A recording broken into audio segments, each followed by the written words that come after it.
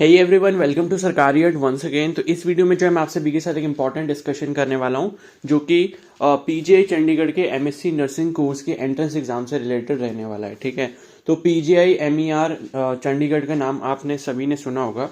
ठीक है, तो जो आपका इसमें इंस्टीट्यूट है, कॉलेज ऑफ नर्सिंग है, जो जिसका नाम है नाइन यानी कि national institute of nursing education. Okay, और जो ये इंस्टीट्यूट है वो है आपका post graduate institute of medical education and research Chandigarh. तो पीजीआई चंडीगढ़ का नाम आप सभी ने यहाँ पर जो है सुन रखा होगा। अब यहाँ पर जो है एमएससी नर्सिंग कोर्स के लिए जो है एंट्रेंस एग्जाम जो होना है उसके एप्लीकेशन फॉर्म रिलीज हो चुके हैं। 27 अप्रैल से इसके रजिस्ट्रेशन स्टार्ट हो चुके हैं।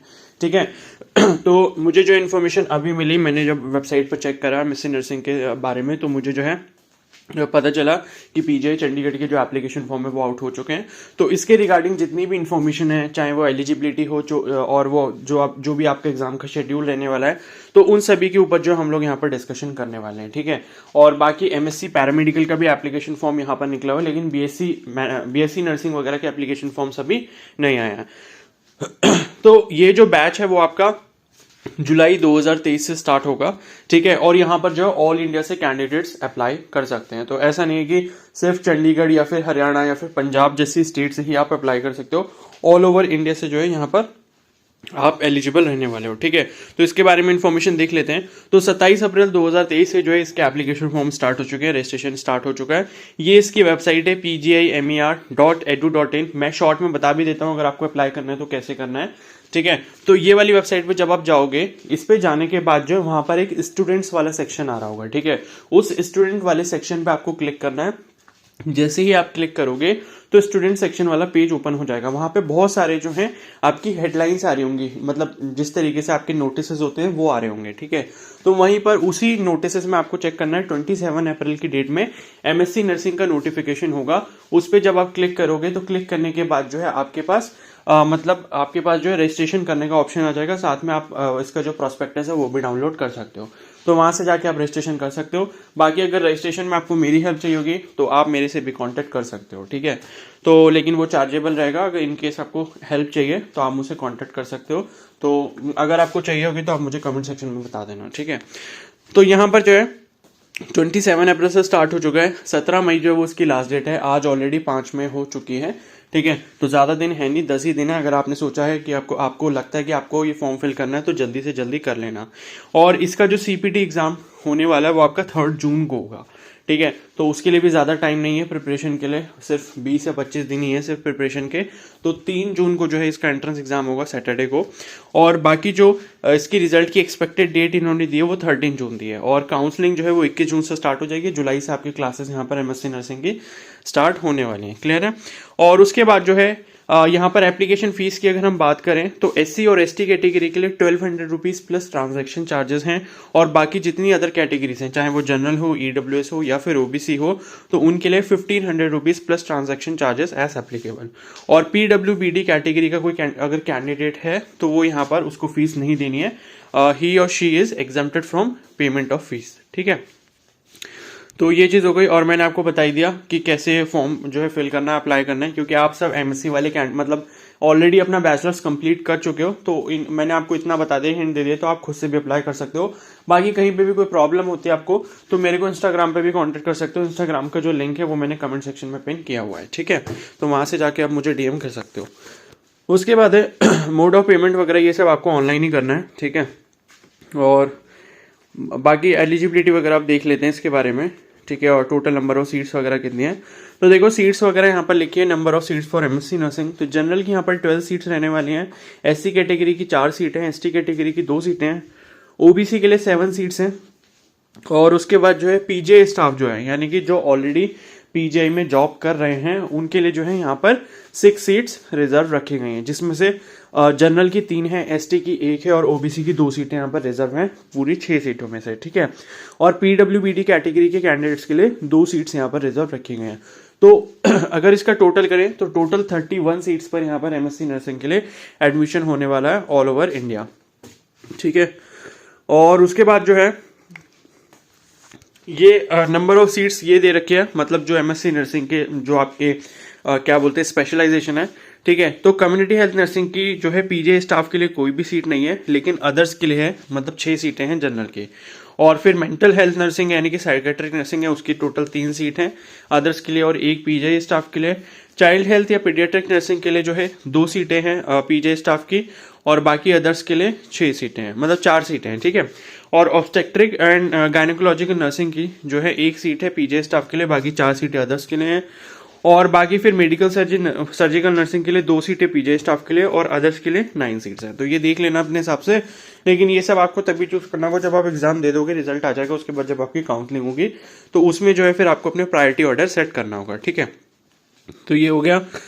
और उसके बाद जो है the speciality shall be offer to the candidate as per the merit list. तो जैसे मैंने बताया काउंसलिंग के टाइम पे जो आप फिल करोगे और जो भी आपके मार्क्स होंगे, जो भी आपकी रैंक होगी, उसके अकॉर्डिंग आपको कोर्स यहाँ पर अलॉट कर दिया जाएगा, ठीक है। अब उसके बाद जो है 2 साल का एमएससी नर्सिंग आपका एक कोर्स रहेगा और कोर्स जो है वो 16 जुलाई से आपका स्टार्ट हो जाएगा, ठीक है। 16 जुलाई से स्टार्ट हो जाएगा, 2 साल का यहाँ पर कोर्स रहेगा, 2025 में ये एंड होगा।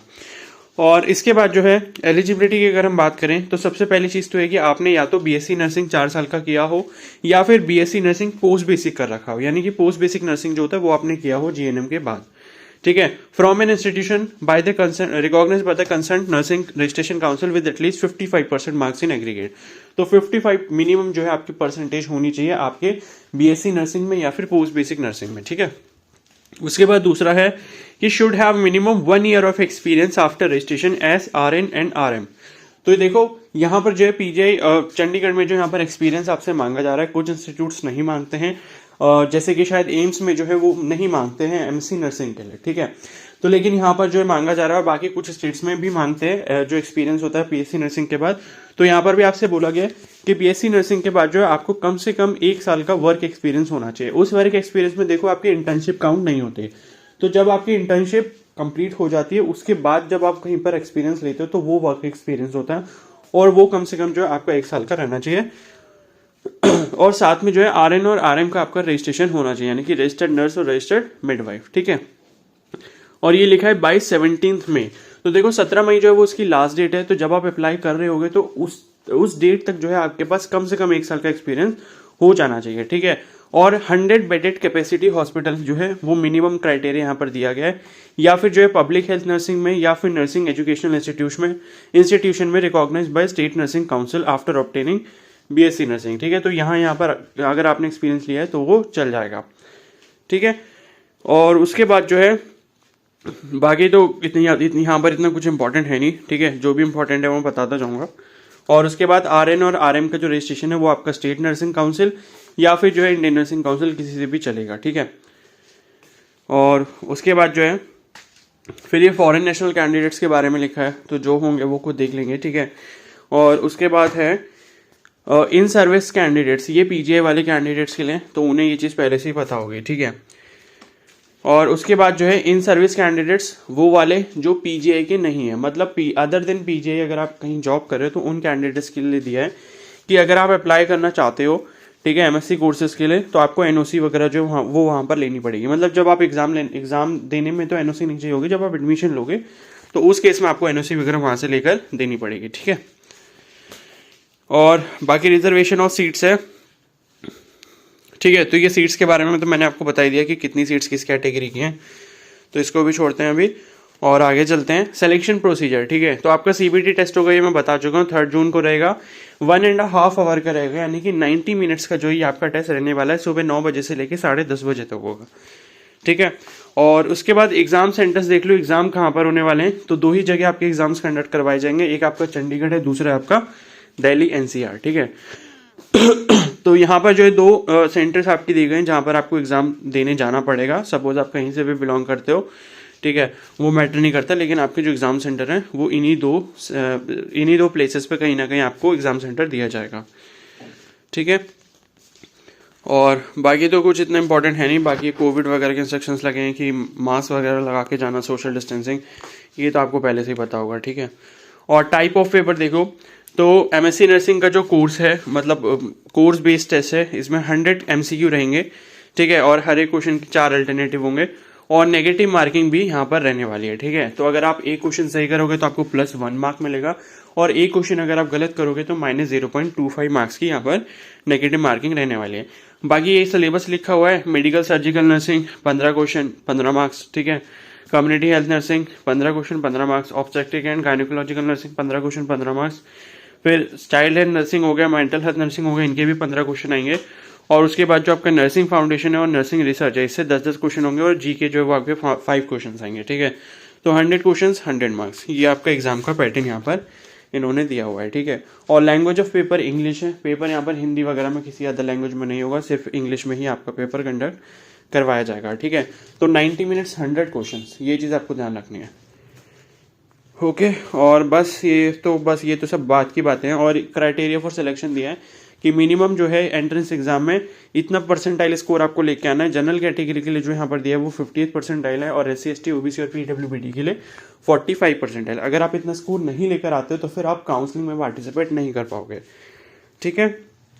बाकी ये काउंसलिंग वगैरह से रिलेटेड है और एडमिशन जो है वो 31 जुलाई को यहाँ पर क्लोज कर दिए जाएंगे। 31 जुलाई तक होंगे, मतलब अगर सपोज किसी का वेटिंग लिस्ट वगैरह में भी नाम है तो वो जो है 31 जुलाई तक अपना फाइनल एडमिशन यहाँ पर ले सकता है, ठीक है। बाकी मेडिकल एग्जाम वगैरह जो है ये आपके बाद में होंगे, ठीक है। जिसका एडमिशन हो जाएगा उसका मेडिकल होगा। बाकी फीस की बात कर लेते हैं, तो टोटल कोर्स की फीस कितनी है यहाँ पर, ठीक है। तो देखो कोर्स की फीस तो बहुत ही कम है। ट्यूशन फीस देख सकते हो 350 है, लाइब्रेरी की 50 रुपये फीस है, 900 रुपये जो है लेबोरेटरी फी है, 30 रुपीज़ गेम्स फी है और अमेलगेटेड फंड जो है वो आपका 720 रुपीज़ है, ठीक है। और जो अदर फीस है उसमें आपका रजिस्ट्रेशन फी 500 है। बाकी सिक्योरिटी मनी है 10,000, जो आपको सिर्फ एक ही बार पे करना होता है और वो भी आपको 2 साल का जब कोर्स आपका पूरा हो जाएगा तो वो आपको वापस कर दिया जाएगा इंस्टीट्यूशन की तरफ से, ठीक है। तो 10,000 रुपये ये जो मोटा अमाउंट आपसे लिया जा रहा है ये सिर्फ आपका सिक्योरिटी मनी है जो आप ही का है और 2 साल बाद आपको वापस रिटर्न कर दिया जाएगा। ये इसलिए रखा जाता है सो दैट कि आप कुछ भी मिसबिहेव करते हो या कोई भी प्रॉपर्टी का नुकसान करते हो कॉलेज की, तो वो जो प्रॉपर्टी का नुकसान है वो आपके इस अमाउंट में से डिडक्ट कर लिया जाएगा। लेकिन अगर आपका बिहेवियर सही रहता है, सब कुछ सही रहता है, तो फिर ये जो पैसा है वो आपको पूरा का पूरा वापस कर दिया जाएगा 2 साल का कोर्स पूरा होने के बाद में, ठीक है। तो ये हो गया। और बाकी पेनाल्टी अमाउंट है, मतलब और कोई अगर आपने बड़ा नुकसान कर दिया यहाँ पर तो 50,000 रुपये की पेनाल्टी तक आपसे ली जा सकती है, ठीक है। तो फीस अगर हम बात करें तो पूरे 1 साल की जो फीस है, ठीक है, वो आपकी मतलब क्योंकि ऊपर पर एनम लिखा है तो आप मान सकते हो मैक्स टू मैक्स आपकी जो पूरी फीस है वो यहाँ पर 2,000 रुपये जाने वाली है। तो आप ये सोच सकते हो कि अगर आपको यहाँ पर एडमिशन मिलता है तो आपकी जो पढ़ाई वो ऑलमोस्ट फ्री है, ठीक है। तो ये चीज़ आपको समझनी चाहिए। तो अगर आप मेहनत करते हो तो आपको यहाँ एडमिशन मिल भी सकता है, क्लियर है। बस और तो कुछ इतना है नहीं। बाकी रैगिंग वगैरह के बारे में लिखा है तो ये खुद से भी एक बार पढ़ लेना अगर आपका मन करेगा, ठीक है। तो इस वीडियो को जो मैं यहीं पर एंड करता हूँ। सारी इन्फॉर्मेशन मैंने डिस्कस कर दी और सभी कैंडिडेट्स के जो सभी स्टेट के जो कैंडिडेट्स हैं वो यहाँ पर अप्लाई कर सकते हैं। कहीं पर भी ऐसी बात नहीं लिखी कि सिर्फ इस पर्टिकुलर स्टेट के अप्लाई कर सकते हैं या इस पर्टिकुलर स्टेट का जो आपके पास है डोमिसाइल होना चाहिए, ठीक है। तो आई होप सारी इन्फॉर्मेशन अच्छे से क्लियर हो गई होगी। इसके बाद भी कोई डाउट रहता है, एप्लीकेशन फॉर्म किस तरीके से फिल करना है वो भी मैंने बता दिया। फिर भी कोई डाउट रहता है तो मुझे इंस्टाग्राम पर मैसेज कर लेना, इंस्टाग्राम का लिंक आपको कमेंट सेक्शन में मिल जाएगा, ओके। और कोई डाउट है तो मुझे कमेंट सेक्शन में बता सकते हो। बाकी अगर चैनल पर नए हो तो जरूर सब्सक्राइब कर लेना और बेल आइकन को प्रेस कर लेना सो दैट फ्यूचर में अगर कोई भी इसके रिगार्डिंग अपडेट आता है या अदर एग्जाम्स के बारे में अपडेट आता है तो मैं आपको इन्फॉर्म कर दूंगा, okay. So thank you and have a nice day.